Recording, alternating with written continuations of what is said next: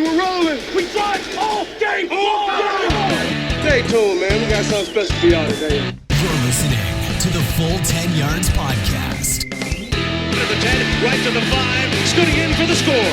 Touchdown. Yes, welcome in everyone. This is at the Full 10 Yards Mock Draft Extravaganza. 2 rounds for you today, making our appearances on YouTube. We're gracing the visual aspect of podcasting. So look at all our lovely faces. Look, we've got Lee, James, Andy, Adam, Rob, and Ewan, and we've all taken part in a 2-round mock draft. We're going to be bringing that to you today.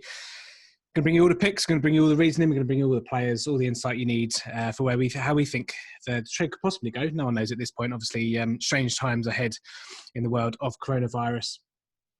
So yeah, a lot harder to decipher what teams might be doing. I know quite a lot of experts out there are saying that it's quite hard to get an idea on what teams are going where, but we're going to try and do our best. We're going to do 2 rounds of the NFL draft, trades included as well, just for a bit of fun. Obviously, Cincinnati are on the clock first off, so we'll put them on the clock right now. So they've got a couple of minutes to, obviously, Adam, you are the Cincinnati Bengals GM. Obviously, it's not going to be any surprises, I don't think, first off, but do you ever see a scenario where they can trade back and get who they want to do, or do you just think it's just a case of getting Joe Burrow and be done with it, moving on? Yeah, I'd be surprised if they do trade back. It would take a mammoth haul from probably the Dolphins, because they're the only ones with the kind of ammo that would be needed to move up to the first pick. I mean, the Bengals need a franchise quarterback, and they've got a chance to take one, and to ignore that and possibly trade down, possibly take one of the other ones would just be a risk they don't really need to take. They're fairly solid on offense already, so just add in the final piece would be ideal, really. The final piece. So is there a Super Bowl running coming, is it? Final piece on offense. Oh, a little bit of work everywhere else. Fair enough. Okay, cool. Right, well, let's get the pick in then. Cincinnati Bengals have their pick in. Adam, give us all the details. Yeah, unsurprisingly, it's Joe Burrow from LSU, the Heisman winning quarterback from last year, considered by quite a few to have the best year in college football history. 5,671 yards, 60 touchdowns, including 7 in one half of the playoff game against Oklahoma. His passer rating was actually better while under pressure, which is probably quite handy for the Bengals. Even the championship game against Clemson, he threw for 463 yards, 6 touchdowns, which is just a crazy amount. It was the most touchdowns in college football history. Consensus number 1 with most mock drafters. As I say, when you get the chance to take a potentially franchise-changing quarterback, you've got to do it. It also helps that he's Ohio-born.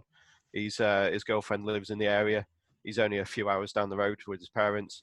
And yeah, Joe Cool is the man for the Bengals. Are you worried about, do you reckon that there's any doubts in their minds that it's obviously just 1 year of production? Quite possibly. I doubt there'd be any doubts in the Bengals GM's minds with it. I think they've probably done a heck of a lot more research than me. But yeah, obviously he did kind of blow up from nowhere. He was ranked 4th or 5th round coming into the season. And the Bengals' offensive play calling wasn't exactly great last year. So it could have been play calling possibly, but he showed enough, and his calmness under pressure, moving in the pocket. He's also sneaky mobile, ran in quite a few touchdowns last year as well. He should fit in well with the Bengals' possibly slightly leaky offensive line. Yep, that's fair enough. Okay, obviously Cincinnati pick is in, so Washington are indeed on the clock. I suppose plenty of mock drafts and plenty of experts thinking that Chase Young is the guy to go here to Washington. Obviously, a few rumours that Miami could trade up, or even maybe the Chargers could trade up if you want to get ahead of Detroit, who are potentially another candidate to trade back. If you want to go and get your quarterback, Lee, do you think it would be wise for Washington to stay at 2 and pick Chase Young, or do you reckon it would be, depending on what offers they get back, to trade back and get a few more pieces, maybe another first round pick from Miami? I think they should just stay and just take the best player in the draft, just as simple as that. I mean, it's one of those things where you can kind of overthink this sort of pick. But I just think you just take the best defender on the board, best player on the board, make your defense better, build on a strength. I know we talked in past podcasts about Washington having decent edge rushers already, but just accentuate that strength and just make it even better. Also, I know Adam's just talked about Joe Burrow being local to Cincinnati, an Ohio area. Chase Young, born in Maryland, so not too far away from Washington. So kind of that local connection again. So no, I just don't think you should overthink it, like I say, and just take the best player. Okay, well, we shall see what they do because the pick is in, and we head over to Ewan to fill us in with all the details. Ewan, have they gone Chase Young?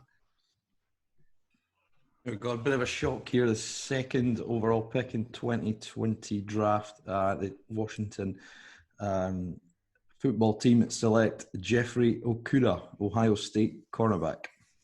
Very nice. Okay, Jeffrey Okudah, and I say cornerback there. So Ewan, fill us in on the pick. Interesting decision to take Okudah over Young.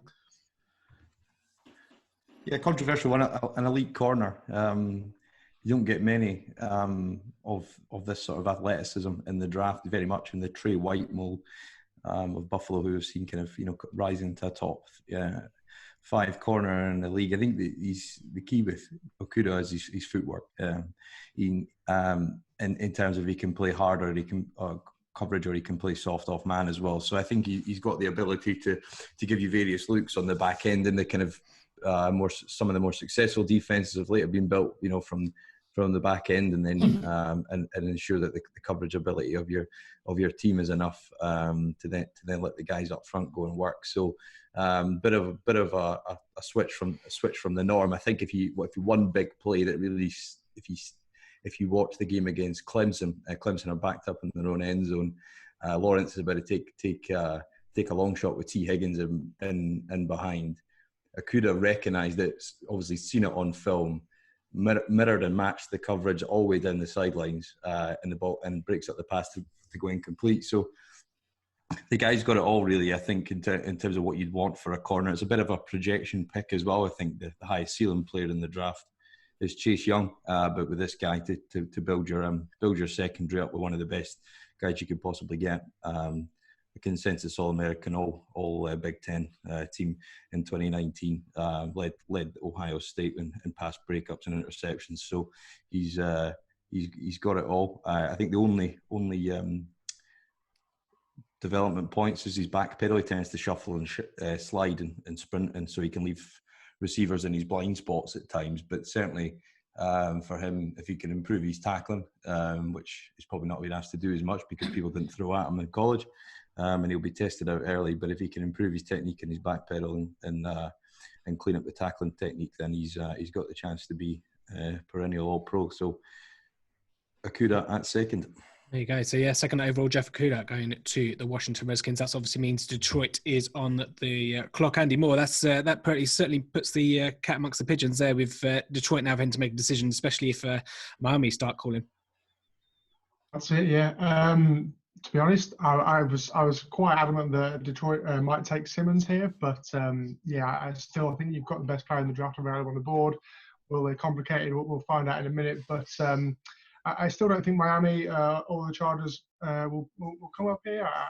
The way it's been going, the way that there's been a lot of bashing of your tours and stuff lately. I think Miami, if they want him at 5, will be confident they'll fall that way, and they've got more than enough ammo to come up and get him if needs be. And will the Chargers need to?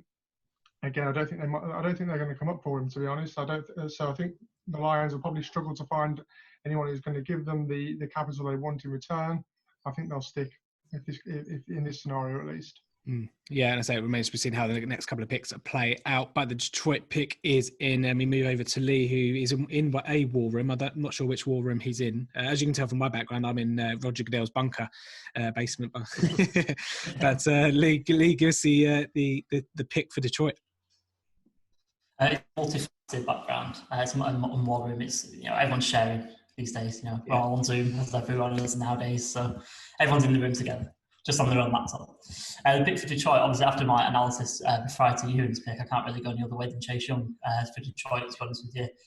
I think, like I said, he's just the best player in the draft. He's an absolute beast. Gets triple teamed on a regular basis at college football level. So that just says it all, doesn't it? If you have to be triple teamed out of the game plan. So it's a shock, obviously. And I think in the real draft, if this did happen, I think Detroit would try and field some offers for Chase Young.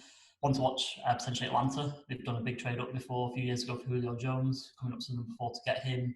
They could try and do something like that. Thomas Dimitrov isn't scared of doing that, if scared is the right word.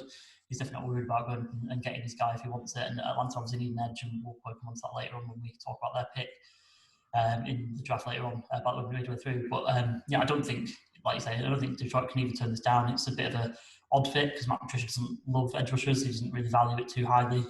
But one thing that kind of does work in this favour is that the edge class gets quite thin after this. So if he does want an edge later on, he'll be picking a lesser player than Chase Young. And conversely, the cornerback class, is quite thick, so it's quite a good class. So you can pick a good one up later on, maybe the start of the second. So quite happy the way this has worked out. But yeah, just blocking Chase Young for Detroit. Yep, fair enough. Okay, so New York Giants obviously are now on the clock, but just of the top three: Joe Burrow, Jeff Okudah, and Chase Young. Not necessarily in obviously the three players we expect to go top three, not necessarily in the order that everyone kind of expects. But hey, this is what it's all about. It's all a bit of fun. The New York Giants obviously belittled last year and the year before, obviously with some of their selections early on in the first round of the draft, including Saquon Barkley, Daniel Jones at 6, obviously last year as well, and David Gettleman seems to go against the grain most years. So let's we'll see if he does so again this year. But Rob, a couple of areas that they do need to fill. One of those being offensive line. Well, I think you just hit the nail on the head. The last 2 years, they've picked up Saquon and Daniel Jones, and now they've got to protect them. They're going to use those two pieces to move this organisation forward, and they're going to have to get some sort of protection there for Daniel Jones. They're going to have to open up the running lanes for Saquon Barkley, even though he did a fantastic job last year, and ever since he's been in the league, there's still more to come from Saquon. And I think Tristan Wirfs, for me, is the pick here. He's an athletic monster. We saw him at the Combine. He lit it up. A fast 40. I think he smashed the bench press as well. He's an athletic freak. Ullman loves athletic freaks like this. Tristan Wirfs will fit in nicely, get the protection for Daniel Jones, open up the running lanes for Saquon Barkley. This has to be an offensive lineman. Now, there's few different opinions. Jedrick Wills is also a really good offensive lineman. I've seen Becton get drafted here in some mock drafts. Tristan Wirfs, I can't see a bad pick. Any one of those elite offensive linemen has to go to New York. They have to pick one, surely. Well, you mentioned that Giants can't make a bad pick here. I mean, they'll certainly try if Dave Gutman's got anything to do about it. But we should, obviously, Isaiah Simmons is another guy that potentially could go here. But we can now say that the Giants pick is now in, Rob. So do you want to give us the details of who the Giants are picking at number 4? At number 4, the New York Giants will be picking Tristan Wirfs. Okay, Tristan Wirfs, offensive tackle there for the New York Giants, helping Danny Dimes and co. Obviously, Saquon Barkley as well. So we move on to 5. Miami are now on the clock. Obviously, this is where it could start to get interesting. James, we'll come to you. A lot of flipping, flopping, especially in between the full 10 yards ranks of, is it going to be Herbert? Is it going to be Tua? Obviously, they're both fallen into the lap of Miami. Which way do you think they're going to go, James? I'm not sure, really. All the speculation's been about it being Tua, but I have a sneaking suspicion that they're going to flop and go for Herbert. I honestly don't really have any reasoning behind it. It's just a bit of an inkling I've had pretty much since the outset that the hangover with Tua's injury over the course of the last season, I just think might scare them off from 5. So we'll see how that goes, really. And Lee, just before we get the pick in, just maybe kind of a quick comparison between the 2 quarterbacks and maybe why Miami would go for one or the other, because obviously we had an article out there as to why they should trade one or the other. So maybe want to give us a quick summarization of that. Well, they're pretty different QBs, to be honest with you. I think myself and Andy went through that, and it's quite a stark comparison. Herbert's your typical, tall, strong-armed. He's relatively mobile, more mobile than you'd expect for someone of that build and his weight. But yeah, he's not as accurate as Tua. Tua's more accurate, more sort of nimble, short quarterback. So yeah, they're quite different actually. But obviously, it's their injuries and the kind of risk associated with that potentially is kind of made them lean one way to the other. I mean, obviously, both of them are good quarterbacks. Both of them are, experienced. They both won in college. They both had success in their particular situations. They're obviously just choosing to go one way or the other, depending on how they see the injuries and how sort of risky they feel that is. Okay. We can say that the Miami pick is now in. So we head over to Annie to get the pick in. Is it Herbert? Is it Tua? Or is it someone completely different? No, I'm going to go. I'm going to go with Herbert. I just think the work rate, the intelligence, and the huge arm, and then the prototypical traits are. They just seem to fit with what Brian Flores and co want to do there. Whether it's actually the pick in real life, I really like James. I really don't know at this point. I've seen a lot of things knocking around in the Miami beat press over the last couple of days. We've seen Jordan Love suddenly get a big surge of interest and rumours that Miami might take a tackle here and come up from like 18 to 12, 11, 10 to get Love and partner the two together that way. That'd be interesting. But here I've got Herbert. I just think, as I set out in the article earlier in the week, I think his prototypical skills, his work rate, they're really going to appeal to what Flores is trying to build. So yeah, I think we're going to go that was the pick. If that scenario you said happens there, where they take tackle and then trade up to get Jordan Love, that'd be quite something. But we should say that sounds like clickbait to me. But there we go. Okay, so obviously LA Chargers are now on the clock. No trade yet inside the top 5. I'm quite confident that will kind of be the case come draft night. I don't think there'll be anything too spicy come in the top 10, to be quite honest. But like I say, Lee said, it's due to Miami holding all the cards, so no one kind of wants to poke the bear to trade up and maybe go and get someone. But it remains to be seen whether Tua goes here at 6 or if someone maybe trades up or trades down inside the top 10. Yeah, it'd be interesting to see how the quarterback dynamic plays out come draft night. But Lee, pick 6 is in for the Chargers. Have they gone Tua?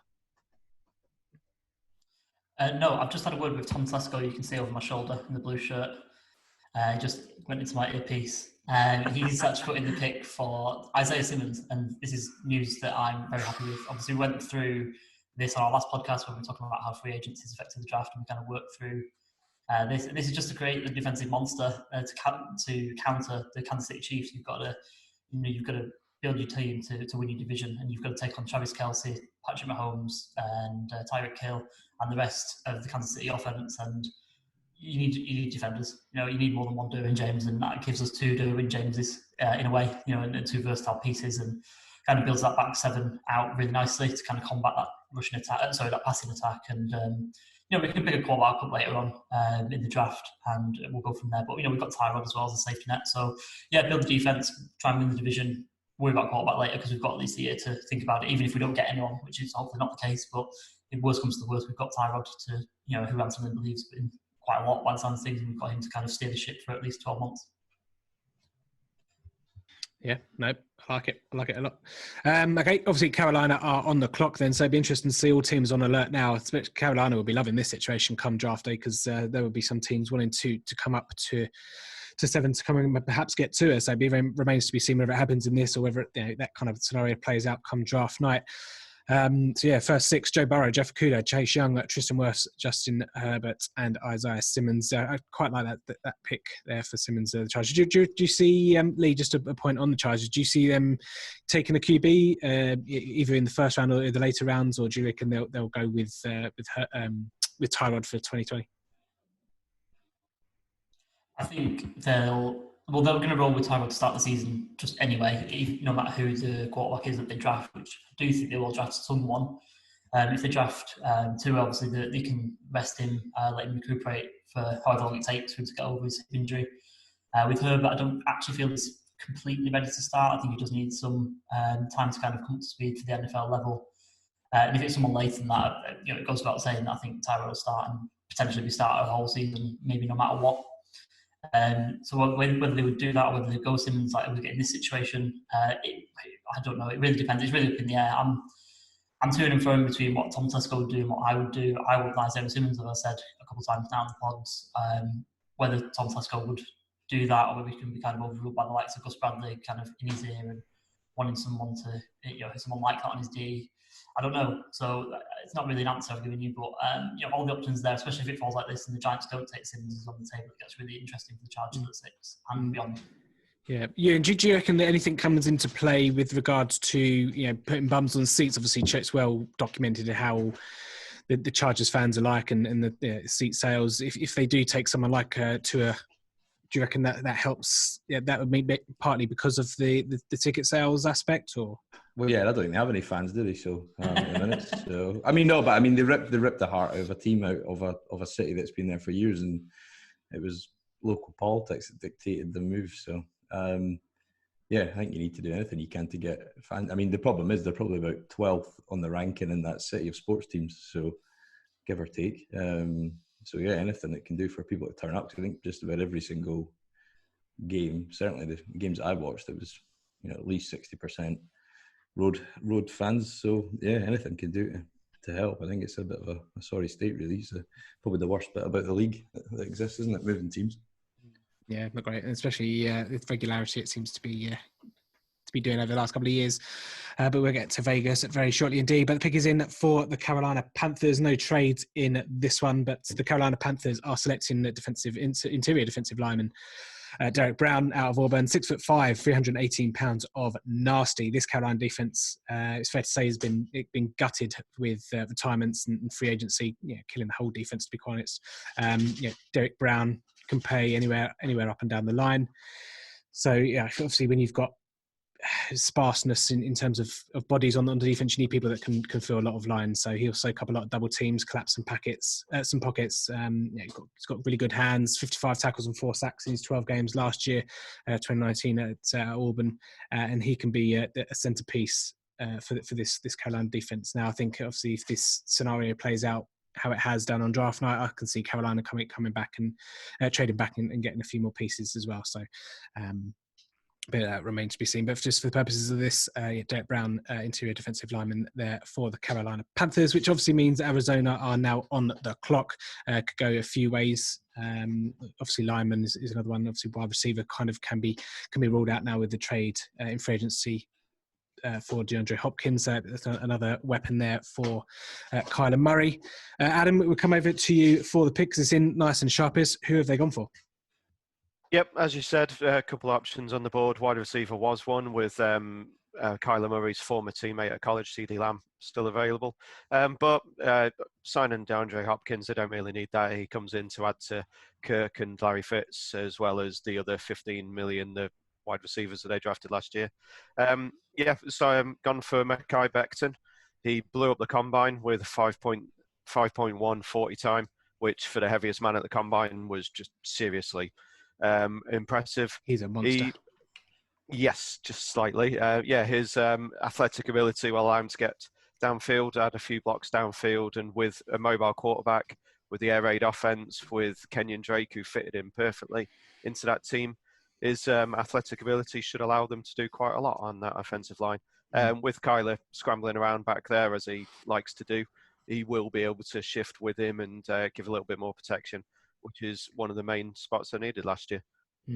Yeah, there's a couple of teams coming up, obviously, next couple of picks as well. Jets, another one that comes to mind where offensive lineman has been a need for a couple of years, especially when you've got, especially at Arizona, mobile quarterback, you need some decent tackles that can kind of do everything and get about and allow, kind of, like you say, kind of to extend plays and make things happen as well. But yeah, offensive line has been a need for a couple of years now. For Arizona, obviously that means that pick number 9, Jacksonville are on the clock. Jacksonville, Rob, have obviously been again another one that's kind of had a fire sale for a little while. Loads of people leaving. Leonard Fournette with some interesting comments as well about the quarterback position. Lots of holes to fill for Jacksonville. Where do you see maybe some pressing needs for Jacksonville? Yeah, this is probably one of the hardest to predict where they're going to go, I think, in this top 10, because they like you said, there's a lot of holes. They need to rebuild that defense, which we saw was so strong in 2017 because they've lost a hell of a lot of pieces. They need help on the O-line. I believe they need another quarterback. I don't think Gardner Minshew is the answer. I think he was a nice fluff piece for a year, maybe this year as well, but I think they need a better piece in there. Well, it was, wasn't it? With his fluffy moustache and all that. there's lots of ways they could go here. It'll be interesting to see who Ewan picks here. Yeah, like I say, their pick is now in. Ewan, give us all the details. Who have Jacksonville picked at number 9? We're going to go with C.J. Henderson, Florida cornerback, 6 foot, 204 pounds. Makes sense. Well, I think when you lose both your corners in the space of a season, you've got no choice really to replenish that position, which is probably the fourth most important position on your team. He's kind of got a bit of a sort of attitude about him, which I think people like. He's kind of got that Deion Sanders kind of mentality of they don't pay me to tackle, but that unfortunately does show up on a bit of tape, so that you see C.J. Henderson, his transitional quickness to break on the ball when he finds himself out of position, which is quite regular in some of his tape. I think if you watched the final game of last season against Florida State, a guy who the wide receiver Terry against him was, gave him a hard time. So I think teams weren't scared to throw at him, but I think based on the fundamentals of his athleticism, he's a bit of a projection pick here, because there is a bit of a drop off after Akuda. But certainly he's one of these guys that's got a lot of athleticism to grow his game and come down to a real kind of lockdown corner in the league if he can find a way to hone his talent. He's not a big stats guy in terms of interceptions and pass breakups, but certainly I think the Jags have kind of potentially forced themselves in a position here to pick if they don't trade out of the spot, which potentially they could well do. But he comes in day one starter, and the league will be some rough days initially, but as probably any position, it's got apart from that, an offensive line's got the biggest learning curve when you take a step into the pros. So all the traits are there to build up. There is actually some discussion that it's not necessarily a clear shot with the number one corner on some teams' boards this year, which I thought was interesting, because from the outside looking in, it seems pretty clear, but there's definitely traits there to build on. So C.J. Henderson from a university which is a long line of producing cornerbacks. Very good. Okay, obviously that means that the Cleveland Browns are on the clock at 10. But Andy, come to you. Jacksonville there, saying about potentially candidates to trade back. Obviously, there's a couple of people that might want to jump and take a wide receiver at this point. But just a point on the quarterback position. Obviously, Rob there mentioned that Gardner Minshew is now quite a bit of fluff. So we use that one going forward. Do you see? Obviously, we put a poll out on our Twitter feed yesterday about whether or not they'll take a shot in the first rounds. Obviously, Josh Dobbs is their backup quarterback after letting Nick Foles go and somehow getting rid of his contract. Can you see Jacksonville taking a quarterback in the first round? To be honest, I can't, because I think that the three big pieces will be off the board here in Herbert, Tua and Burrow, obviously, but I think they could take in second round. They could take come and get Jalen Hurts, maybe take a risk there, moving with a quarterback who can move around and do things a bit more in the Lamar Jackson style of things. Well, I even think they could trade back from 9, get a few more picks. I'm just doing my last mock draft before the actual thing, and I've got the Bucs coming up here to get one of the offensive tackles as well before the Browns. There's a few options for them. Quarterback, I don't think with the first pick at least. If they were then love with their second pick in the first round might be the way to go. But I think they'll wait and/or put everything into the basket for next year when you've got Lawrence as the main prize, but a couple more nice quarterbacks coming through as well. Yeah, certainly remains to be seen. Obviously, you need more competition. The best thing for Gardner Minshew is to get a bit of competition. Joshua Dobbs is not competition. That was not the name you would see under competition if you looked up competition in the dictionary. Okay, the pick is in for pick 10, the Cleveland Browns. James, give us all the details. So the Browns have gone with Andrew Thomas, offensive tackle from Georgia. So it makes a lot of sense. The Browns in the offseason decided to bring in Jack Conklin, which will cover off the right side quite nicely, but they still need bookends to keep Baker Mayfield and Nick Chubb on their feet. So Andrew Thomas makes a lot of sense for them. He's 6'5", 320 pounds, and had a stellar year last year. He's been brilliant for Georgia for a while now. So hopefully, well, I say hopefully, not exactly a Browns fan, but for them, they'll be hoping that he's the bookend on the left side that they need. He was converted from sort of right tackle to left tackle in the last year or so, and has excelled at the swap over. So that tandem of tackles could be quite dangerous. Yeah, Cleveland obviously another team that could do with a bit of offensive line help. So I say it's amazing how they're all kind of bunched together in this little cluster of picks. But one thing, obviously, the bigger picture, Tua is still falling. So it remains to be seen at what point the GMs on this mock draft are happy with taking Tua. Maybe their medical history starting to play into that. But it's probably a good time to take a quick look at the top 10, have a look at the overview and see what we like and what we don't like. So obviously, first off the board, no surprises, Joe Burrow. Then kind of canning the spanner in the works with Jeff Okudah going at number 2 to Washington. Chase Young at 3 to Detroit. Tristan Wirfs, New York Giants, for Rob there in the Giants. Justin Herbert went ahead, obviously, of Tua, going to Miami there at 5. No trades at this point. The Chargers stayed put at 6 and didn't go Tua. Go Isaiah Simmons on the defensive side of things. Pick 7, Carolina go with the interior defensive lineman Derek Brown. Arizona, Mekhi Becton for Adam and the Cardinals. And then pick 9, CJ Henderson going to the Jacksonville Jaguars, starting to plug some bits back on that defense after their mass exodus during free agency. And then rounding out the top 10, we have Andrew Thomas there for the Cleveland Browns, showing up some of that offensive line. Lee, what's the most surprising pick there? Was that an easy question? Out of the top 10? Yeah. I mean, I think we've got the sort of right players, but maybe in a bit of a different order than anticipated. Maybe right at the top with number 2, Okudah. But I mean, fair play to you. I mean, I think it's a great pick. Yeah, it's a position that Washington needs to strengthen. So there's nothing wrong with the pick at all. Even though I would have gone a different way. That's not surprising, I would say, but none of them overly surprising. I think the most surprising thing is the fact that 2 is still on the board. Yeah, exactly. That is the big. Yeah, we will see where he goes at some point later, certainly in the first round. Okay, let's get on with the NFL draft. First round, pick 11 is, of course, the New York Jets. The pick is in, and the Jets have gone for Jedrick Wills, offensive tackle out of Auburn. Really like the pick here. It's all about Sam Darnold, isn't it? It's another team that for years have needed some offensive line help.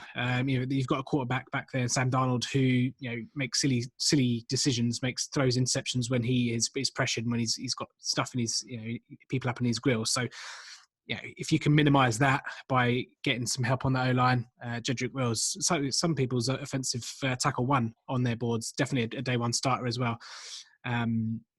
I think it will help Darnold massively to have someone like Wills on the offensive line. It will also help be music to the ears of Le'Veon Bell. Obviously, he didn't manage to get much traction last year in his first season away from Pittsburgh as well. It'd be interesting to get a penny for his thoughts on the differences between offensive lines.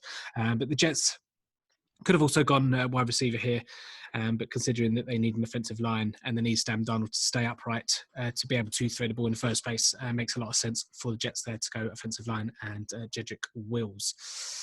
Okay, so that leaves Las Vegas on the clock at 12. And we say that we actually have a trade in. We have a trade in. Lee, can you tell us all the details? Big trade here from Las Vegas. Whoever can see on YouTube might see that Bill Belichick's got the binoculars out. He's put the trade request in to Las Vegas, and he's going up to get Tua. Like Rob just said, it's really surprising that he's still on board. And as he keeps sliding, the trade offers are going to keep coming in. And obviously, the Patriots just lost Tom Brady, who's had at quarterback for the whole of our, I guess, for everyone involved here, no one's that old, the whole of our sort of fandom of the NFL. So obviously changing the guard, and once he sees an opportunity, he's not gonna let it slip by. So it's an opportunity to land on his feet and come up and get Tua here with the 12th overall pick. Yeah, details are New England send number 23, number 87, and a 2021 first as well. Ewan, shockwaves through the draft. If this was to happen on draft night. Yeah, I think the medical concerns is something that, particularly in this current climate, really can't bring you into your own building. It's probably going to be an independent doctor. The draft, or the sort of workout video that they put out for all the draft community to see, I don't know if you do that unless you've got doubts about what you're hearing. So, because if the medical does check out, fine, then it seems that you wouldn't need to do that. So it'll be interesting to see. I think there's decent value to put a bit of money on him dropping at the top 10. So if he does, then yeah, I think he just if he goes beyond the sort of even the 8th pick, then I think there's probably a couple of teams that are willing to come up and put themselves in a position to get into the sort of early teens that are picks that they could pick up a guy like that who's Drew Brees personified. I think absolute master RPOs. Just whether he's healthy or not is the biggest question. I think the abilities in doubt. No, absolutely not. But like I say, Tua there goes at 12. Massive trade between Las Vegas and New England. So finally, Tua is off the board at 12. That obviously means that San Francisco are on the board at 13. Obviously, San Francisco, this is the first of 2 picks. And this is the pick from the Indianapolis Colts in the trade for DeForest Buckner. So it remains to be seen if they are do a like-for-like replacement. Rob, obviously, the Colts are moving out of 13, and we've mentioned it on previous podcasts before. Yeah. Obviously, you getting DeForest Buckner, you're happy with DeForest Buckner in exchange for 13. Do you think the Colts would have gone defensive for someone like Buckner in this pick? Yeah, I think... someone like Javon Kinlaw or something? Defensive tackle, like I said on the last show, has been a need for Indy for best part of the last 5 or 6 years. So we're super happy to get a player like DeForest Buckner. Had it been our pick now, I don't know. I think our glaring need is at wide receiver. But if Kinlaw is on there on the clock, or someone like Chase on the edge rusher, it could have been any one of those. But yeah, it'd been interesting. Just to quickly back up to what Ewan said as well, I've heard recently that all medicals are going to go ahead. I believe that teams are allowed to send doctors out to players to do medicals. So I think that, as far as I'm aware, that any medical issues that might come up regarding Tua, for example, I think team doctors are going to be allowed to see them. So that's just putting that to bed. But yeah, as for this pick, yeah, San Fran have got a good opportunity here to replace Buckner, but it'd be interesting to see where Andy's going to go. Yeah, and so that pick is in now. Andy, where are San Francisco going? Yep, I think it's as easy as that. It's a like-for-like replacement with Kinlaw. I think you've got like an absolute unit to plug straight into the hole which was left by Buckner. They rode the O-line to the defensive line to the Super Bowl last year. No reason why they won't try and do that again this year.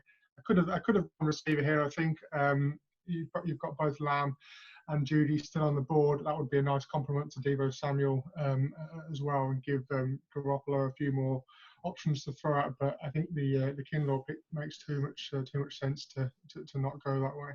Yep.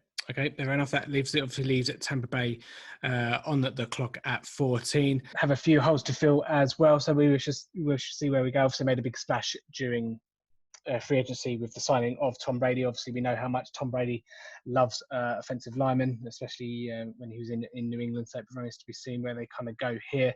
We move over to Adam, where the pick is in. Who have Tampa Bay picked at pick 14?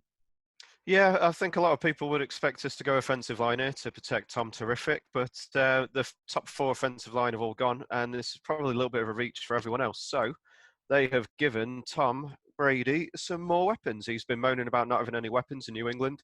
He is so we're giving him CD Lamb to go alongside Chris Godwin and Mike Evans. Did not think Lamb would reach us. I thought he'd go at 12, 13. So we're more than happy to take the top wide receiver on the Buccaneers board. He is a yak monster. He has been improved every year through college. In fact, I'll go back to the offensive line. PFF graded the offensive line in Buccaneers in the top 10 last year, especially the interior offensive line. And how do you get pressure on Tom Brady? Up the middle. So if you can block them, then that's a good start for Tom Brady there. So yeah, bringing in another high quality weapon, giving him 3 of definitely the best wide receiver core in the league. Why not? So yeah, CD Lamb been compared to Julio, Hopkins, Adams, quite a few players he's been compared to. Statistically and through the combine, he likens out to Devontae Adams. So we're more than happy to take him here. Fair enough indeed. Yeah, a bit of a surprise that wide receiver does get to 14 for the first one to come off the board. I say a couple of wide receiver needy teams that have preceded this pick. But we shall see now what happens. I'm pretty sure that Denver, who've been highly mocked to take a wide receiver as well, obviously they're on the clock at the moment. So it remains to be seen whether they kind of follow suit and we start to get kind of a domino effect of wide receivers starting to come off the board now. We will move over to Denver and we move over to Ewan. What's the pick for 15? 15th overall, Jerry Jeudy, Alabama wide receiver. I think the best route runner in the draft. I think that you see highlight plays of Jeudy, and obviously he was playing with Waddle, Smith, and Ruggs. So I mean, you've got to take that into consideration as well, because trying to cover those guys is difficult. I think what's just really clear about Judy's game is he's the most refined receiver. Route running ability is there, kind of pro ready already, and probably has got the chance to get better as well. I think if you look at his short shuttle 4.53 time, that's only fractions of a second slower than Ruggs. So actually shifting in and out of breaks of his routes is the real big strength of his game, rather than the long plays, even though you did see him have a game breaker in the national championship game a couple of years ago against Clemson. So I think that this year as well, if you were to sum up his game and why you would want to buy into him as an evaluator, there was a route against LSU, and he was going up against a guy called Craig Vincent Jr., who's a decent prospect, but I think what really showed is he looked like he was about to run a deep over route, broke to the outside. Vincent's still running inside, and he just takes the ball for an easy reception. It wasn't a huge play in the game, but it just showed how deceptive his route running can be, and that's so important, because you just can't hope alone that athleticism is going to translate to the next level. So another outside piece to add to Cortland Sutton as well, who's a bit more of a burner, so it gives a good balance, trying to build that sort of basketball style team on the outside for teams to have a variance in their passing attacks. So comes in day one starter and hopefully can contribute from week one. Absolutely. Lamb and Jeudy, obviously guys that fantasy football players will be looking forward to draft come September or come August, but we're not quite sure obviously when that's going to happen, but we shall see. Okay, we move over to pick 16. Atlanta are on the clock again. Probably not many surprises. People have been mocking for Atlanta. Lee, we come over to you for the pick. Yes, so Atlanta are going to put in the pick, quite an easy one, a bit of a hand and glove fit. They're going to go ahead and pick Caleb Unchason out of LSU, the edge rusher or edge defender. He actually personifies the edge defender mold rather than the edge rusher, because he's really good against the run, perhaps the best in the class against the run in terms of edge defenders. But you can also get back past the offensive line and get after the quarterback too. He's got all the athleticism in the world, and it just fits a massive need. Atlanta have gone cycling through a lot of edge rushers recently. In Tack McKinley's not worked out, even though he's still on the roster. And then a couple of guys who aren't there anymore, in Adrian Claiborne, who came in as a free agent, and Vic Beasley obviously flamed out after one really good season where he led the NFL in sacks. So he comes in, he'll play opposite Dante Fowler. He'll allow Dante Fowler to just get after the quarterback as much as he can, and he'll look up the other side, set the edge with more discipline, and also, like I say, get back after the quarterback as well. But be the more disciplined type sort of edge defender in Dan Quinn's defensive system. So really good fit for the Atlanta Falcons, and not having to move up too much to get in, or not having to move at all actually, which they might have had the right, as I said before, with Chase Young dropping slightly below his floor. No, absolutely. Yeah, not too many trades so far in this one. Maybe we'll see some action towards the back end. Obviously, Dallas Cowboys are now on the clock. Pick is in, and it is Christian Fulton, the linebacker out of LSU. Obviously, Dallas losing at Byron Jones to the Dolphins in free agency. I can only assume that they don't want to be, kind of picking, in the later rounds for, guys that are that lower tiers, third, fourth tiers. By the time pick number 51 comes on, because there's a lot of people that could potentially take cornerbacks in that time. But he's quite a clean prospect. He's very good in man press. He does have the ability to be a shutdown corner. His strength is maybe something that he does need to work on, but I'm sure once he kind of gets in the building and gets used to the training regime of an NFL team, then that would kind of come as well. But cornerback is one of the biggest holes that we do have due to free agency. I think the signing of Ha Clinton-Dix, I think we can afford to wait a little bit longer in terms of picking a safety. I tend to like Dallas taking a safety here, and I'll say we maybe now address that in the later rounds, because you can probably pick one up at 51. But considering that our top corner at the moment is Chidobe Awuzie, just shows you how much of a hole we kind of have at corner. So Christian Fulton is obviously the pick there for Dallas. Moving on to pick 18, Miami Dolphins are on the clock. Again, this is the second of their 3 picks in the first round. Obviously taking Justin Herbert with the first. Does he get a weapon to throw to, or do the Miami Dolphins that go on the defensive side of the ball? Andy has the pick for us. Andy. Yeah, probably a little bit of a reach here. Kenneth Murray, linebacker out of Oklahoma. So I think, if apart from cornerback, if you look at anywhere on the Dolphins' defensive side of things, they're in desperate need of help. I like Murray's attitude again. Like Herbert, he's the leader in the locker room. Lots of positive stuff out of Oklahoma on that side of things.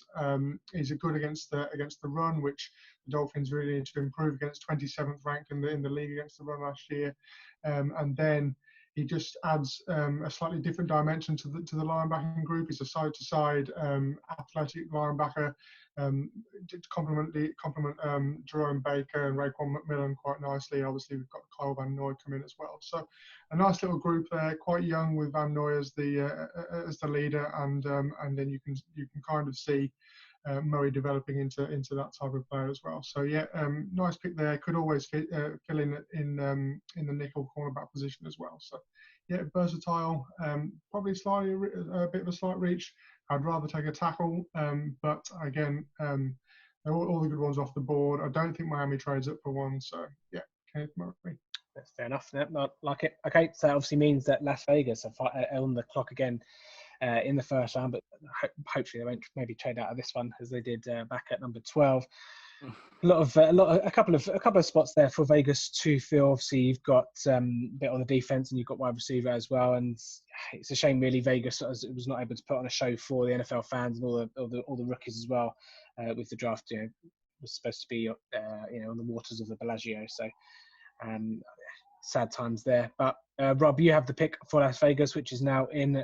Who are you going for?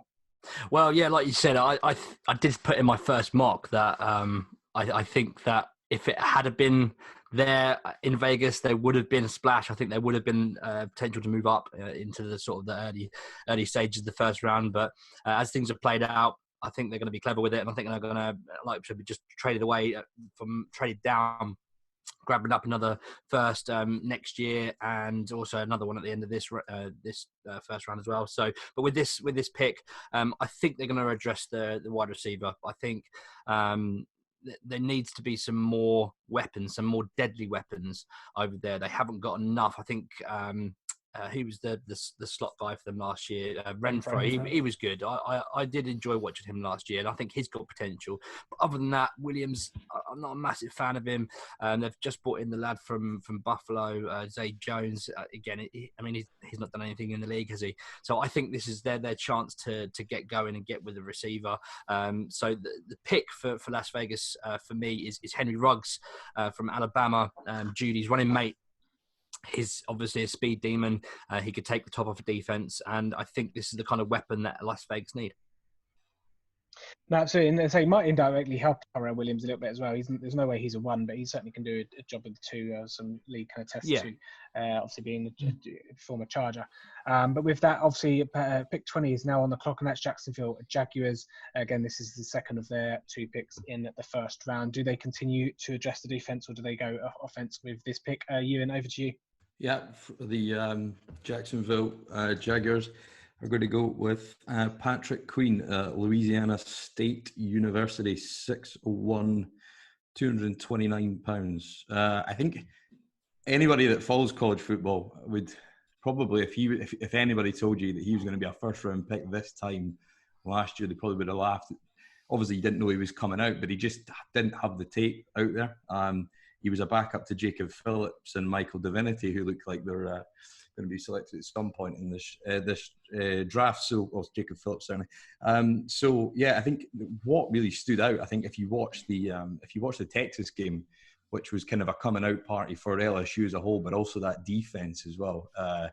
Queen's just his lateral quickness is insane. There was a play where he jumps up the A gap past the center, the Texas center, and in 3 steps he's in the backfield. It's just the way in which he just explodes from his stance at linebacker. He's got a real chance to be a modern day cover the passing game, but also blow up the run game as well. There was another one on a 3rd and goal against Texas as well. It was a zone read play, and he just threw himself into the backfield through the big gap, and he put Keontae Ingram on his back for no gain. So yeah, that game really highlighted how much of a player he was. Probably hadn't had the chance to show how good he was at this level. But certainly he's a rising player, he's an ascending player. That Jacksonville defense needs rebuilt after having such a great level of talent only probably 3 years ago. And not many of those guys are left. So yeah, a real kind of franchise cornerstone piece of your defense. He could potentially well come in and be the Mike linebacker eventually for the team, and be calling the shots in the middle of the defense for them. So yeah, I think a solid pick, again, projection with more upside than he's currently shown, but an ascending player that can probably come in and start day one for them. Okay, pick 21. As you can see, Philadelphia are on the clock. Another team who will be looking for wide receiver, no doubt, maybe first or at very least second round of the draft. But they do have some holes on the back on the defensive side of the ball as well. So, and Howie Roseman is always a good one for trading up and trading down. Obviously, trading up last year to go and get Andre Dillard ahead of the Houston Texans. I won't get your opinion on that one, Ewan. But yeah, pick is in. Philadelphia. Have they gone wide receiver, James? They have indeed. It's Justin Jefferson from LSU. I think the Eagles would have been watching on, seeing Ruggs dropping and seeing how late Judy went and thinking, "Oh, we've got a chance here of getting one of the top 3." And then just having that rug pulled from under their feet at the last minute would be a bit gutting. But Jefferson's a decent runner-up price, shall we say. Probably the 4th best receiver in the draft. Suits their needs. They've not been shy about saying they need wide receiver help. Alshon Jeffrey's not the power he was. Deshaun Jackson has to be fit to be effective. And J.J. Arcega-Whiteside is still, a prospect and still developing. So they need someone who effectively with Arcega-Whiteside can become their future and give Carson Wentz or whichever backup is covering for him this year a chance to, get some work done on the offense. So Jefferson is the pick. Jefferson, the pick there, 21 4 wide receivers now off the board, all in the teens, and obviously Jefferson there, we're now at 21. So that leaves us, let's take a little recap then of the last couple of 10 picks or so, obviously all the way back at 11, Jedrick Wills to the New York Jets, and then we finally had the Tua trade, the blockbuster Tua trade, New England trading all the way up from 12, with New England giving up 23, 87, and of course that 2021 first round pick as well. Javon Kinlaw was the pick for San Francisco, obviously the pick traded to the Indianapolis Colts for DeForest Buckner. So kind of a like for like there at 13. And then a couple of wide receivers. We had CeeDee Lamb going to Tampa Bay. And it's a kind of a bit of a shock, I suppose. Obviously, the weapons they've already got, just adding in there to the Arsenal. Jerry Jeudy, no surprises, going to Denver at 15. I think they're nailed on for a wide receiver. Another not surprising pick is Cleveland Chase on Atlanta there at 16. Christian Fulton, cornerback there for Dallas, 17. And then we've got Kenneth Murray, Henry Ruggs, Patrick Queen, the next couple. And then Philadelphia rounding us out 21 there with Justin Jefferson. So what does the back 10 look like for the NFL first round draft? We go over to Minnesota, who are on the clock. Again, another team who have had kind of an exodus on the defensive side of the ball, given obviously Kirk Cousins a bit of extra money in the offseason as well. But the pick is in. Adam, who's the pick? Yeah, quite a few needs in Minnesota now. Obviously, we would have liked Justin Jefferson to fall that one spot more. Probably would have gone for him. But not gone defensive either. We've gone offensive line. The offensive line's always a bit of an issue in Minnesota. So constantly to try and improve that, we've drafted Austin Jackson, who has the ability, hopefully, going forward to play left tackle. Should be able to slot in at guard for now. but he's got the physical attributes to pop out to left tackle once he's settled into the league a bit more. The offensive line in Minnesota was ranked in the top 20, 19th last year, but we saw in that game against the 49ers where they just got destroyed, admittedly, against the best pass rush in the league, but Kirk Cousins had no time. He was constantly getting mugged in the backfield. Need to give him a bit more protection to get things going. Getting mugged in the backfield. He's got a lot of money to mug. That's for certain. Obviously, that's the first pick of 2 there for Minnesota. They'll be back in a couple of picks' time. But we move over now to pick 23, Las Vegas on the clock. Obviously, this is the pick from New England in the Tua Tagovailoa trade a bit earlier on in the draft. Move over to Rob. Obviously, this second pick here now for the Vegas Raiders. Do they address the defensive side of the ball with this pick? Yes, I think they do. I think after taking Ruggs, they've obviously ticked a big box for the offense, and they're going to move to defense. And I think one place that they can improve on is in the defensive backs. So Damon Arnett is the pick here for Las Vegas. He is sort of a bit of a Swiss Army knife corner from Ohio State. Sorry, I do apologise. I have mixed my picks up here. Jeff Gladney. It's Jeff Gladney from TCU. It wasn't going to go smoothly, was it today? Brian's Jeff in the Gladney house. is the corner from TCU. So again, they're addressing the DBs. Jeff Gladney is a player that will slot in nicely there and give them a bit more depth. Corner, a big need for Vegas. Struggled at times. Yeah. Did all right towards the back end of last season, so they're coming along. Obviously, Gladney, another piece there to add on to that. Move over to 24, and New Orleans are on the clock. Not too many holes left here as well in terms of making Super Bowl runs. They're obviously accustomed to doing that under Drew Brees and Sean Payton. So another piece to add to the jigsaw. Rob, back over to you. Yeah, and this is where I was getting mixed up because I've got them drafting Damon Arnett, the corner from Ohio State. And like I just mentioned a minute ago, he's a bit of a Swiss Army knife at the back there. And I think that New Orleans, like you said, they haven't got many holes. Offensively, they're pretty sorted. It was seen with Michael Thomas. They might need to add another receiver in, but the receiver depth is quite deep in this class. They're going to be able to pick someone up later in the draft who will be a nice complement piece to Michael Thomas. So I think it's defensive. I think it's cornerback to add to, and Damon Arnett is the pick for me. I really like him. He's a good player. He can play in the slot or he can play on the outside. So it's a good sort of movable piece for them. Yeah, obviously prior to free agency, you'd have thought that maybe wide receiver would be a consideration, but the pickup of Emmanuel Sanders means they don't have to go wide receiver. Of course, here. I forgot about that. They can wait a few rounds at least for him and pick someone else up. Rounds 3, 4, 5 or whatever. Okay, cool. We head back to Minnesota, who are on the clock now, back at 25. Just a couple of picks in between, obviously. Getting a pick from Buffalo for Stephon Diggs in that trade. So you would think potentially Minnesota could be in the market for a wide receiver here with either of these 2 picks. But we're going to go to Adam as the pick is in, and we're going to find out whether they have gone wide receiver or not. Yep, as I said in the previous pick, they need wide receiver, they need cornerbacks, they need a defensive line. We did offensive line, so we're going for cornerback in this one. As Rob alluded to, it's a deep wide receiver draft, so I think there's going to be better value later on for that pick. So we're gone with Jalen Johnson, cornerback there. Obviously, they gave let Xavier Rhodes walk. They gave Trey Waynes and Mackenzie Alexander to the Bengals to improve their secondary. So spot of need. He's quick. He's strong. He's long. He's pretty good in coverage. He's good at press. When he fails, he's quick and agile enough to recover pretty well. And he's got Coach Zimmer with him now, who should be able to bring the best out of him. So, yeah, he was the next best cornerback on the board for me. Jalen Johnson. And Lee, come to you quickly. Actually, put you on the spot. Obviously, 3 corners in the space of 3 picks. Any of those 3 that you particularly like or don't like? Has anyone got a steal at the back end here? All good value at the end of the first round. David Arnett's maybe a little bit early. My least favourite out of the 3, but really like Jalen Johnson. It's probably my favourite corner. Maybe not the best corner, but my favourite corner out of the class as a whole. Obviously, Pac-12 player coming from Utah, so kind of in my good graces for that. And I really like Jeff Gladney as well. I think he's a little bit undersized, but he's very sticky corners, a lot of attitude, a lot of competitiveness. And he's just definitely a John Gruden player. So Vegas would definitely be a place that he could go in a couple of days' time.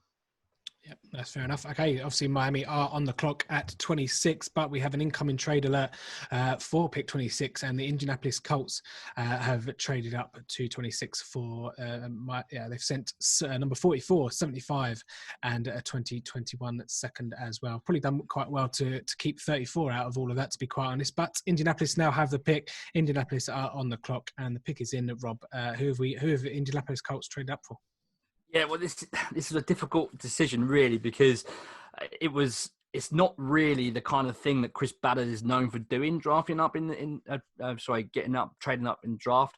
But I think the temptation to draft Jordan Love here is too rich. I think Jordan Love is a really, really good talent. I love his tape. I love watching him. He reminds me of a better Blake Bortles.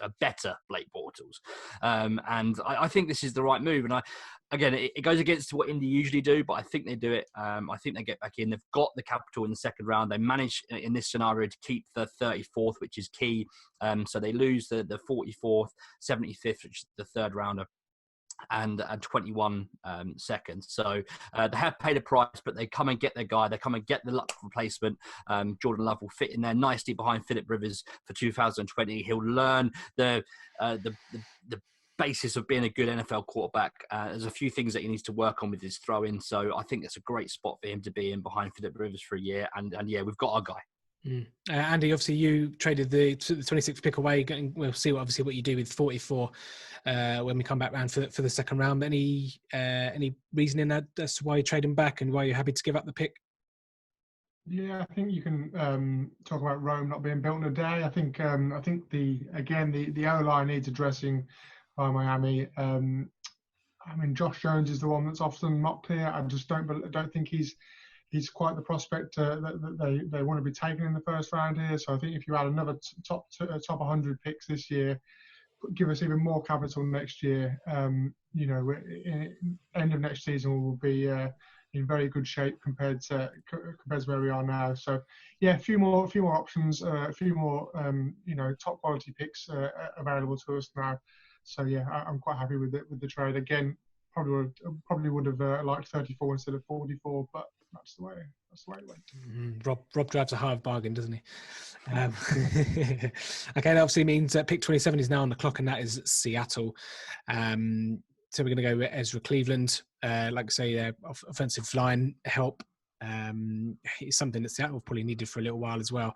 I know a bigger need is edge rush, but I've got a funny feeling that Jadeveon Clowney could be going back to Seattle as his market has fallen through.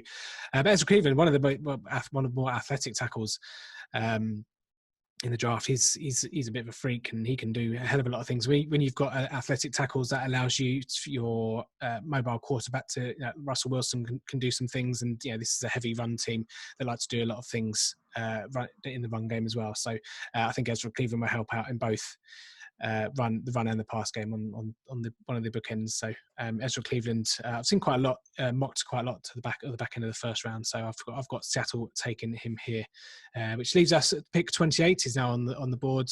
Baltimore Ravens. James, what's the pick? So I have to admit, I was half expecting Seattle to go and get this guy as an edge rusher, and expect us to end up getting an offensive tackle, but the Ravens have selected Yetur Gross-Matos, edge from Penn State. The Ravens have got a little bit of a free run at this draft. They've not got glaring holes. An edge rush isn't necessarily the top of the shopping list, but Gross-Matos is probably in the right position where you're going to take it looking towards the future. They've brought in Calais Campbell this year, but that's not going to be forever. Gross-Matos is an interesting character. He's one of the many with one of these tragic X Factor type backstories. Lost his dad in a boating accident when he was just 2, and his brother was killed by a lightning strike. But it's sort of fired him up quite a lot. So he's going to be dangerous in the years to come. So yeah, Gross-Matos to the Ravens. There we go. Pick 28 is in the books. Pick 29 is the Tennessee Titans. Could go a few places here. I've seen a few people mock and running backs to Tennessee here, but we're going and see what the pick is over at pick 29. Ewan? Yeah, Tennessee Titans is going to go with an edge rusher / sub linebacker is Zach Bond from the Wisconsin Badgers. 6'2.5", 240 pounds. I think before 2019, he wasn't really a guy who was on many people's radars. But after his season, if it hadn't been for Chase Young, there's probably a case he could have been the Big Ten Defensive Player of the Year. I think he's 12.5 sacks, 19.5 tackles for loss on the year. He showed up at the edge as a real edge rusher with presence, with pass rush moves and just speed off the edge at the Senior Bowl. So that put him, confirmed his tape on many people's radars. I think you've got to watch some of his game. I think if you watch him in the Rose Bowl, and some of the, I don't think he can play exclusively on the edge, but being a plus for him, he can also drop a bit into coverage as well.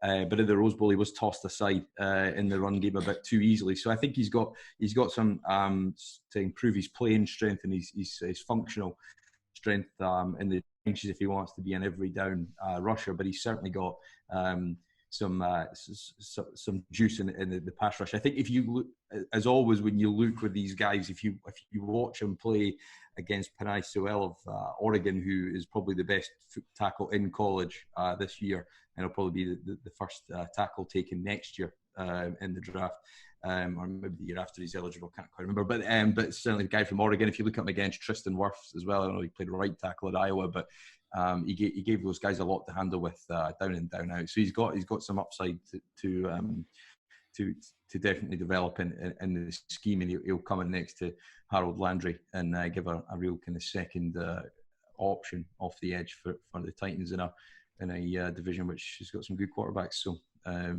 to chase after. So yeah, we'll go edge rusher for Tennessee. I like it a lot. So that gives us pick 30 and the Green Bay Packers are on the clock. Again, could go a few different ways here on either side of the ball, but the pick is in. We're going to find out from Rob where exactly they have gone. Sorry, I need to unmute my mic when I start speaking. It's never going to go smoothly with me, is it? I've said that already. The Green Bay Packers are going to give Aaron Rodgers another big weapon to go alongside Devon Adams. They've tried and failed with the likes of EQ St. Brown, Jake Kumaro, Alan Lazard, Geronimo Allison. They're all not good enough for Aaron Rodgers. So they're going to go and get, in my opinion, the third best receiver in this draft. He's an all-round stud. Laviska Shenault had a bit of a difficult season last year. The injuries sort of kept him at bay. He wasn't as good as he was in 2018, but I think, you work on his route running, and I think he's going to be a really, really stud receiver. And I think Green Bay are going to get the best out of him. So Laviska Shenault is my pick for Green Bay. Yep, interesting to see. Yep, certainly quite a lot of. It's quite fun actually. Quite a lot of people either like him or don't like him at all. But yeah, certainly needs to help his cause by staying on the field and trying to stay healthy as well. So it remains to be seen, obviously, if he can do that. Pick 31 at San Francisco, obviously the second of their 2 first-round picks. But we have a trade in place for this one, and the Dallas Cowboys are trading up. They have sent number 51, their second rounder, 123 and a 2021 second as well, fighting off Las Vegas Raiders trying to trade 81-87 and the 2021 second round pick as well. So obviously the draw of the 51 got the deal done there. Andy, obviously you were the San Francisco 49ers GM in this spot. Was it the lure of the second round pick? Because obviously San Francisco have a funny kind of distribution of picks in this year's draft. Was it the fact that they could get an early one in the mid second round that did it for you? It was, yeah. I'm going to be really honest. I'm just being joined by my cat, who's being a right pest. So there we go. have the cat on screen with you as well. What a great guy. That's a tiger, isn't it? It's a tiger. That's what, yeah, he's a crazy little Bengal guy, but he's absolutely. I think they definitely need to add a few more picks into the draft. Like I say, I think they'd have taken the other trade. As well, but like you say, the lure of the second round is a lot better. I think they need the wide receiver, and they're still confident they can get a contributor in the second round. So yeah, fair enough. Okay, so obviously Dallas are on the clock, and we are picking Xavier McKinney, safety out of Alabama. If you listen to our normal podcast, you know how much I love it, Xavier McKinney. We need some game changes on the defense. someone who can go and make a play, or someone that can go and make something out of nothing. The Dallas defense doesn't really have a lot of game changers. We're not known for turnovers. We're not known for fumbles or making plays. But Xavier McKinney checks a lot of boxes. He plays with attitude. He plays with a lot of heart. And I think with Mike Nolan's defense, it's going to change. The defense is going to change a lot in terms of what the packages look like, what we're going to try and do. And again, you need someone as versatile as McKinney to come in and help loads of different looks that you're going to give the opposing offenses. So, he can come down and blitz, be an extra blitzer. He's got a really good football IQ. He's a guy that knows a lot of things and can do a lot of things on the back end as well. So, he's good at route assessment. And you say you can plug and play him anywhere on that defense as well, which is going to be vital for Mike Nolan as well. And I think obviously he's down as a safety. Ha Clinton Ditch, which I mentioned on our first pick, obviously been signed to a 1 year, $4 million deal. I think he can probably learn a lot from him as the years progress. So Xavier McKinney still sitting there at the back end of the first round. It was a no-brainer for me. There was no way he was going to get to 51. So would Dallas do it on draft day? Probably not. It's not what Dallas do. Dallas have been a lot more conservative in drafts. Obviously, I know we traded a first-round pick from Amari Cooper a few years back now, but we don't tend to take as many risks as we have done previously as well. So happy to get 2 first-round picks there, Xavier McKinney and Christian Fulton as well. So for me, easy pick for Dallas in this spot as well. So first safety off the board there, Xavier McKinney, safety out of Alabama, which brings us to the final pick of the first round, Kansas City Chiefs, waiting all the way to 32. I'm delighted for Kansas City Chiefs. There's no trade here. There's nothing worse than being pick 32. And having your team trade back from out of 32. But Casey, stick on the board with this one. The pick is in. Lee, who have you gone for? Yeah, so Kansas City in this is a popular trade back spot, isn't it? With the 32nd pick, obviously someone wants to give a small little jump up and get that 5th year option with the rookie contract. It's something that's quite popular nowadays, and probably will continue to do so and be so. But like I said, at this point, it's not the case. Kansas City staying where they are at 32 because they've got quite a big need at the back end of their secondary with the cornerback room. So their current starters are Travaris Ward, Rashad Breeland and Rashad Fenton. Obviously not a lot of star power there. Obviously got 2 quite good safeties in Juan Thornhill and Tyrann Mathieu, but not a lot on the boundaries. So I think it's an area that they could look to strengthen for sure in this draft, maybe even double dip later down the line, depending on how their board falls and how they're feeling. But I've gone for AJ Terrell out of Clemson, the corner, and considering he's the 6th corner off the board in our draft, I believe, he's a really good value pick. I wouldn't expect him to be the 6th corner off the board come draft evening or draft weekend. So a good value pick, good height, length, a good athlete. A lot of people kind of down on him because they saw the college football championship game against LSU, where obviously Clemson lost quite heavily. So I think that's skewed opinion on him a little bit. We had a great season last year, and I think he's a really good pick, a chance to be a cornerback number 1 for a team where he lands. So Kansas City picking the 32nd pick would be delighted, I think, with this one. Right, that's fair enough. And I say that rounds us out for the first round then. So let's have a look at the last 10 or so picks. And back at number 22, Austin Jackson was the first of 2 Minnesota Vikings picks. We had a bit of a run on corners with Jeff Gladney and Damon Arnett going there to Vegas and New Orleans, respectively. Jalen Johnson then completed a treble for Minnesota's second pick there, pick 25, and then big trade, Indianapolis trading up with Miami to number 26 to go and grab Jordan Love to send him back 44, which we'll see in a minute what Andy does that with Miami, 75 and a 2021 second as well.